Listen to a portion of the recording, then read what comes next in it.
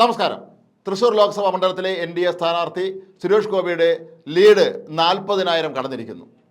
ഇത് വളരെ ശ്രദ്ധേയമായൊരു നേട്ടമാണ്. മറ്റൊരു പ്രധാനപ്പെട്ട കാര്യം, ഈ മണ്ഡലത്തിൽ രണ്ടാം സ്ഥാനത്ത് നിൽക്കുന്നത് LDF സ്ഥാനാർത്ഥി VS സുനിൽകുമാറും കോൺഗ്രസിൻ്റെ പ്രമുഖനായ നേതാവ് K മുരളീധരൻ ഇവിടെ മൂന്നാം സ്ഥാനത്താണ് എന്നുള്ളതാണ്.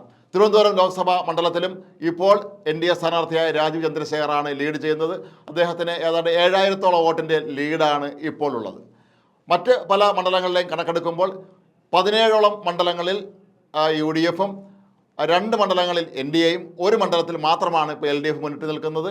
ആലത്തൂർ മണ്ഡലത്തിൽ അവിടെ ഇടതുമുന്നണി സ്ഥാനാർത്ഥിയായ മന്ത്രി K രാധാകൃഷ്ണൻ്റെ ലീഡ് 10,000 കവിഞ്ഞിരിക്കുന്നു. ഇവിടെ കോൺഗ്രസിൻ്റെ സിറ്റിംഗ് MP ആയ രമ്യ ഹരിദാസിനെയാണ് കടത്തിവെട്ടി K രാധാകൃഷ്ണൻ ഇപ്പോൾ മുന്നേറുന്നത്.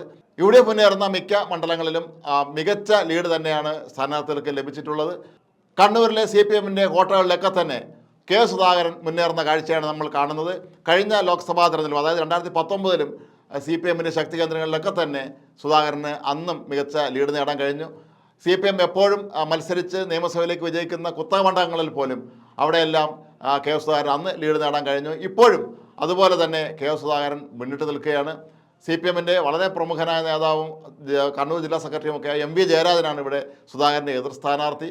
BJP സ്ഥാനാർത്ഥിയാകട്ടെ നേരത്തെ കോൺഗ്രസിൽ സുധാകരൻ്റെ അടുത്ത അനുയായിയായിരുന്ന രഘുനാഥനാണ്.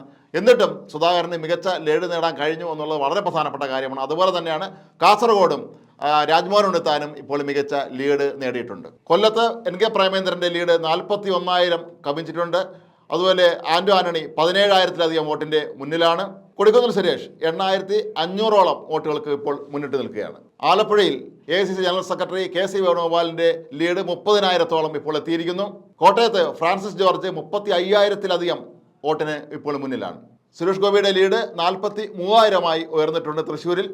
തിരുവനന്തപുരത്ത് രാജീവ് ചന്ദ്രശേഖർ 6,600-ലധികം വോട്ടിന് ഇപ്പോൾ മുന്നിട്ട് നിൽക്കുകയാണ്. ഏതായാലും തിരുവനന്തപുരവും തൃശ്ശൂരും NDA സംബന്ധിച്ച് വളരെ പ്രധാനപ്പെട്ട 2 മണ്ഡലങ്ങൾ തന്നെയാണ്. ഈ 2 മണ്ഡലങ്ങളിലും വിജയിക്കുക എന്നുള്ളത് NDA സംബന്ധിച്ചിടത്തോളം വളരെ പ്രധാനപ്പെട്ട ഒരു കാര്യമായിരുന്നു. തൃശ്ശൂരിൽ സുരേഷ് ഗോപി വിജയിക്കുമെന്ന് ഉറപ്പായി കഴിഞ്ഞിരിക്കുന്നു. ഇനി അടുത്തതായി നോക്കുന്നത് തിരുവനന്തപുരമാണ്. തിരുവനന്തപുരത്ത് കൂടി NDA-ക്ക് വിജയിക്കാൻ കഴിഞ്ഞാൽ അത് കേരളത്തിലെ BJP ഘടകത്തെ സംബന്ധിച്ചും ദേശീയ നേതൃത്വത്തെ സംബന്ധിച്ചും ഒക്കെ തന്നെ മികച്ചൊരു നേട്ടമായി തന്നെ അവർ കണക്കാക്കേണ്ടി വരും. അതുപോലെ കാസർഗോഡ് മണ്ഡലത്തിൽ രാജ്മോഹൻ ഉണ്ണിത്താൻ്റെ വിജയവും കോൺഗ്രസിനെ സംബന്ധിച്ച് വളരെ പ്രധാനമാണ്. കാരണം പതിറ്റാണ്ടുകളായി CPM-ൻ്റെ ശക്തി കേന്ദ്രമായിരുന്ന കാസർഗോഡ് മണ്ഡലം കഴിഞ്ഞ തെരഞ്ഞെടുപ്പിനാണ് രാജ്മോഹൻ ഉണ്ണിത്താൻ തിരികെ പിടിച്ചത്. പിന്നീട് ഇത്തവണയും അദ്ദേഹത്തിന് തുടരാൻ കഴിഞ്ഞു എന്നുള്ളത്, അല്ലെങ്കിൽ മുന്നേറാൻ കഴിയുന്നു എന്നുള്ളത് വളരെ പ്രധാനപ്പെട്ട കാര്യമാണ്. കോഴിക്കോട് സിറ്റിംഗ് MP ആയ MK രാഘവൻ തൻ്റെ എതിരാളിയായ CPM-ലെ ഇളമരം കരിമിനേക്കാൾ വളരെ മുന്നിലാണ്. ഒരു ഘട്ടത്തിൽ ഇവിടെ MD രമേശും 2ാം സ്ഥാനത്ത് വന്നിരുന്നു എന്നുള്ളത് മറ്റൊരു പ്രധാനപ്പെട്ട കാര്യമാണ്. ഏതായാലും UDF-നെ സംബന്ധിച്ച് ഇത് വളരെ അഭിമാനകരമായ ഒരു കാര്യമാണ്.